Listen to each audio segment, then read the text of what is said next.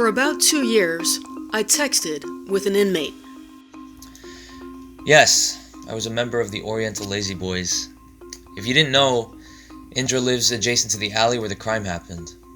We always hung out at Indra's house, and it was no different on that very night. Mary, I did not know who Haing Ngor was. I'd never heard of him. Whether or not he was a respected name in the community, I do not know. This is Jason Chan.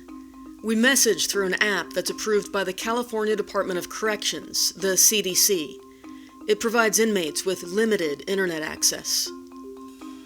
Chan's been in prison since 1996. If you heard my crime scene episode, you'll remember that he was one of the 3 gang members convicted of killing Haing Ngor. This episode expands on that part of the story. Chan's co-defendants were Indra Lim and Tak Sun Tan, and they've both been released from prison. But Ngor was shot to death, which means someone had to be holding a gun. Prosecutors said it was Chan. The jury actually disagreed. But Ngor was killed in the course of a robbery, so Chan still got life without parole. Because somebody had to. A quick note, like the crime scene episode, this is not Chan's voice. This is an actor reading parts of our text chain. These are verbatim quotes. I cleaned up a little punctuation and I redacted the name of Frank from the Innocence Center. But these are Chan's words. My name is Patricia Nunan, and this is Who Killed Haing Ngor. I was 12 years old when I got jumped into the OLB. 1989. Whoa, I responded. That's intense and way too young. The OLB are the Oriental Lazy Boys, one of dozens of Asian gangs in Los Angeles. In the 1990s, they were based in the Chinatown and Long Beach areas. They're a mixed bag of Asian ethnicities. Chan's roots are Chinese. He was born in Fujian. Indra Lim and Tak Sun Tan are both Khmer, the predominant ethnicity in Cambodia. Chan's gang name was Cloudy. Lim was Solo. Tan was Rambo. Yes, when I was 12, that was like my whole world. I wanted to be one of the fellas so bad. Mary. During this time, I had experienced some bullying issues, and the protection and respect that I was getting when I was with them was beyond words. I felt safe, cool, loved. Everything you could possibly think of I was getting from the so-called homies. Mary, I don't want you to get the wrong idea. I had a very loving family. My mom loved me with all her heart. There wasn't anything she wouldn't have done for me. My dad worked day and night to provide us with everything we needed. The love I was receiving from the streets, it was different. I wanted all the cool stuff these guys had. I mean, they were so cool. They had all the nice cars and the prettiest girls. Who at that time didn't want to be part of the neighborhood? In February 2023, I had gotten curious about the Ngor case. I saw something float by on the internet suggesting that, to this day, people think the Khmer Rouge killed him, an idea I find absurd. The argument is that the Khmer Rouge assassinated Ngor for his role in The Killing Fields, the 1984 film that revealed their atrocities to the world. They ruled Cambodia in the 1970s. I debunked the conspiracy theory in my 3rd episode of this season, the Khmer Rouge misdirect, so I'm not going to go into details here. But my curiosity about the Ngor case was piqued, and I started poking around. I knew I had to talk to at least one of the convicted gang members. Since Chan was still in prison, I figured he'd be the easiest to track down. But I was very suspicious. If you hadn't noticed, Chan calls me Mary. I almost never use that. It's the legal version of my name. I'm Patricia Nunan for work, but my name is Mary Patricia Nunan, and I go by MP to friends. I can't be bothered correcting people for every generic interaction. So Mary is for things like calling customer service or making doctor's appointments. By not correcting Chan, I was keeping him at arm's length. After all, he might have killed Haing Ngor. As I was getting the lay of the land with Chan, he told me he had a team of lawyers, one of whom was with the California Innocence Project. They've been working on my case for the last 11 years. Trust me, it's frustrating as heck. My case was all circumstantial evidence, if you can even call it that. I reached out to the Innocence Project to confirm if that was true, connecting with Chan's lawyer, Mike Szymanczyk. We heard from him in the crime scene episode. He clearly believes that Chan has a strong case for his innocence. Soon, I decided to fly out to California so Szymanczyk and I could meet and I could see the scene of the crime. Two things happened then. One, I became convinced of Chan, Lim, and Tan's innocence. And two, Szymanczyk knew I was serious about wanting to solve the Ngor case for real. So he put me in touch with Frank, their research consultant. We've been informally collaborating on the case ever since.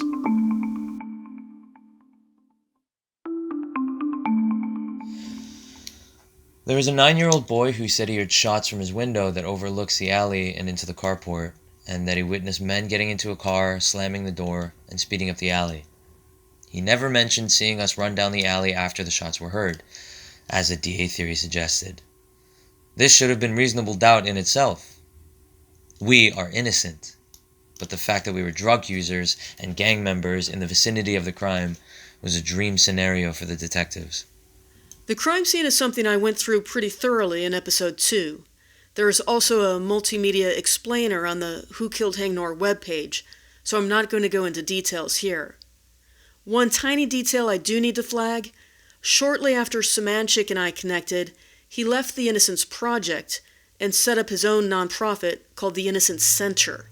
He remains Chan's lawyer.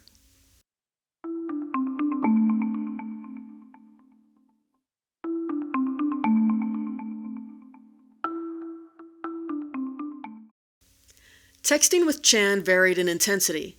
Sometimes it was a couple of times a week, and sometimes a month or more would slip by without any interaction. Mary, I desperately need your help in creating some awareness as to my situation.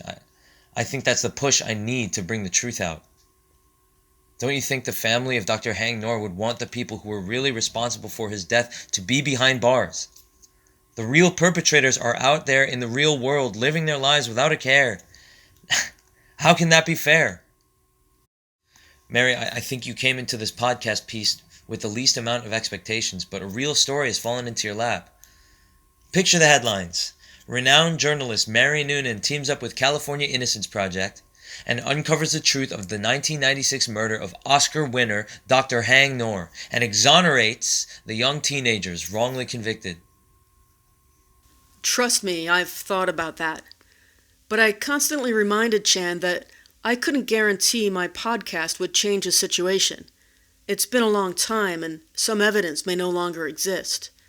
But I was doing my best, and I wouldn't be working so hard if I didn't believe.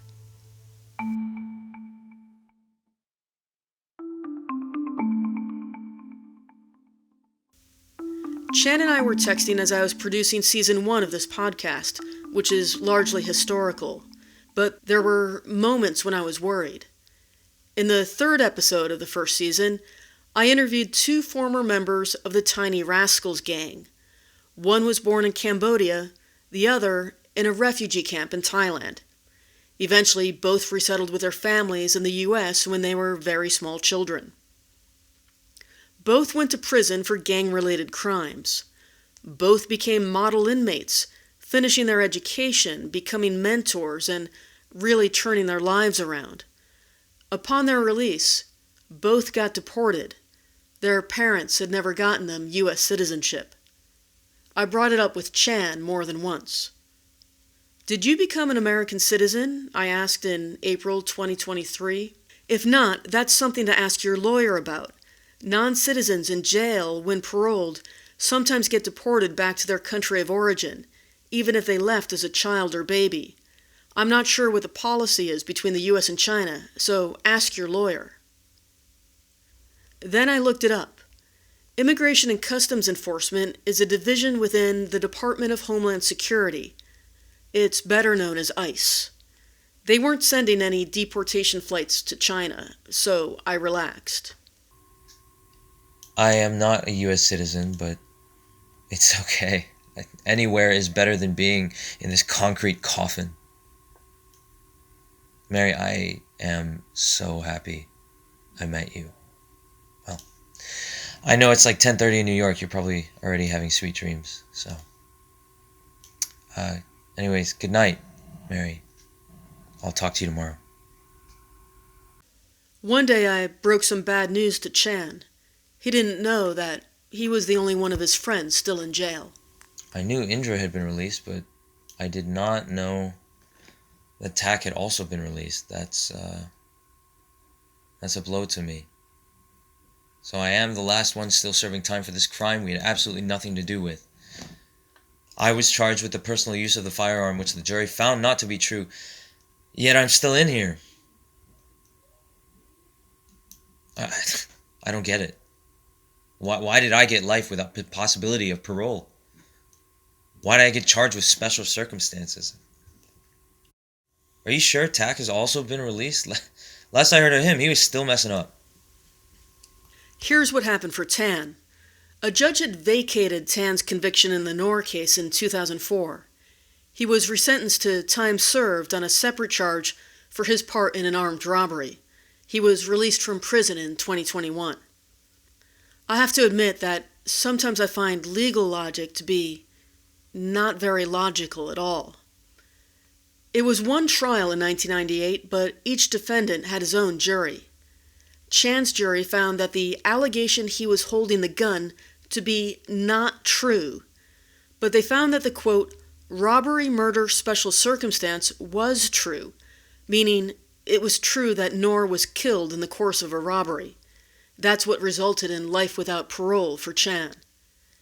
In 2019, California changed the law. Now, if you were not the principal in a murder, meaning the gunman, you could ask for resentencing. Since the 1998 jury did not believe Chan held the gun, he qualified for resentencing. Boiled down, Ngor was shot to death, but in the eyes of the law, no one was holding the gun. I'm not a lawyer, but that makes me wonder how anyone got convicted.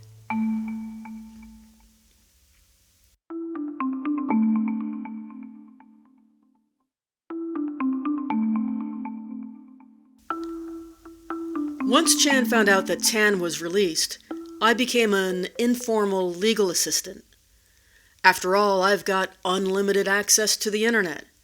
So Chan asked me to look up legal petitions and transcripts of evidentiary hearings, or to check for dates for upcoming hearings related to his appeal on the weapons charge.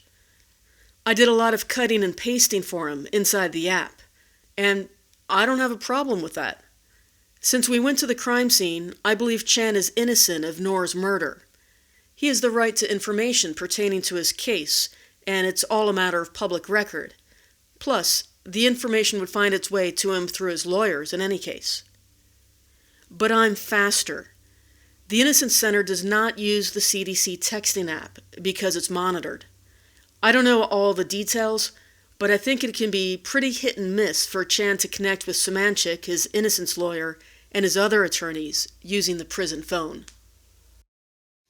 Mary, thank you so much. I just got the case law in regards to Tak and Tan's petition. You are so amazing and what a lifesaver. Mary, I hope my petition can get the same outcome. Hopefully I can take a similar route to my freedom. I'm so tired of being in here. I hate it.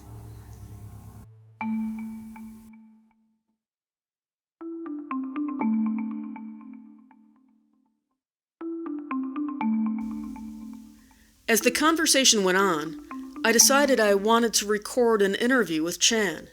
He could call me collect from the prison phone, I figured. I asked him multiple times. But Chan had had a small victory. He won that resentencing petition. That set him up for his first ever parole hearing. So his perspective shifted. I'll give you all the interviews you want once I'm released.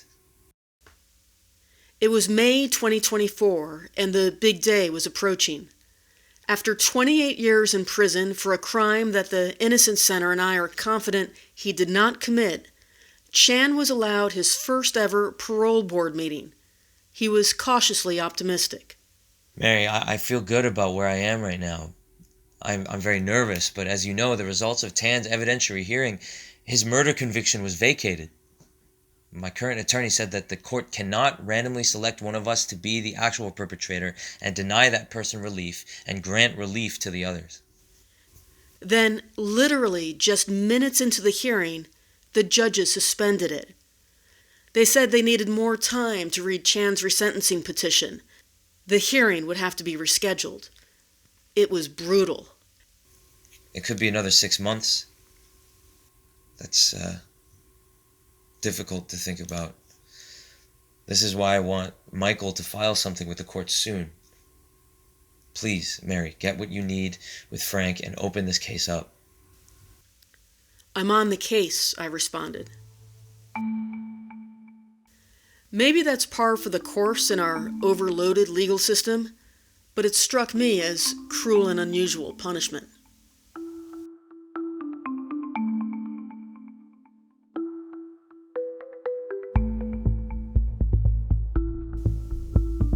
Let me jump ahead. The new parole board hearing took place 4 months later in September 2024. And there was another victory. Chan was found suitable for parole. That started a 6-month countdown, a window to allow anyone who wanted to appeal that decision to do so. He was scheduled to be released in March 2025. No one appealed.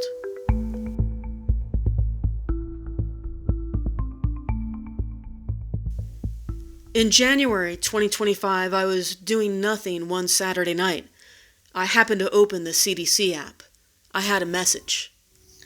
Hello, Mary. Just wanted to reach out to you one last time on the tablet. I'm being released Monday, but the bad news is that immigration is supposed to take custody of me because I'm not a citizen. I don't know what's going to happen next. I have no clue what to expect at a detention center. I hope I'll be okay. I'm scared. Oh my God, that sucks, I wrote back. I'm reaching out to Mike S. Jason Chan had been swooped up by ICE. I doubt he ever saw my last text. My immediate thought went to President Donald Trump, who'd been inaugurated for the second time just a few days before, boasting of an anti-immigrant platform. But it was President Joe Biden who resumed deportation flights between the U.S. and China in July 2024, after a 5-year pause. There were 5 flights to China before Biden left office. When I had told Chan to ask his lawyer about deportation, it was April 2023. I didn't realize that President Biden cut a deal with China in 2024. It was during that 4 months when Chan was waiting for his rescheduled parole board meeting. No flights to China have happened since President Trump started his second term. I've reached out to the ICE media department, but I haven't gotten any clarification on whether they're scheduled to resume. I'm hoping that friction between Washington and Beijing on tariffs and other issues is getting in the way. But I have no idea of Chan's legal status. Mike Semanchik is in touch with Chan's immigration attorney, but he's declined to comment on ICE and immigration issues entirely. The last text I got from Chan was the 25th of January, 2025. I'm releasing this episode on October 31st, 2025. That's 278 days, or just over 9 months. Jason Chan has been in ICE custody and legal limbo ever since. My name is Patricia Nunan, and this is Who Killed Haing Ngor. If you knew Haing Ngor, I'd love to hear from you. Please reach out at whokilledhaingnor@gmail.com. I'm on Telegram as MP Nunan. The podcast webpage is whokilledhaingnor.com, and if you'd like to support the investigation, there's a donation button there. Thank you for your support, and thank you for listening.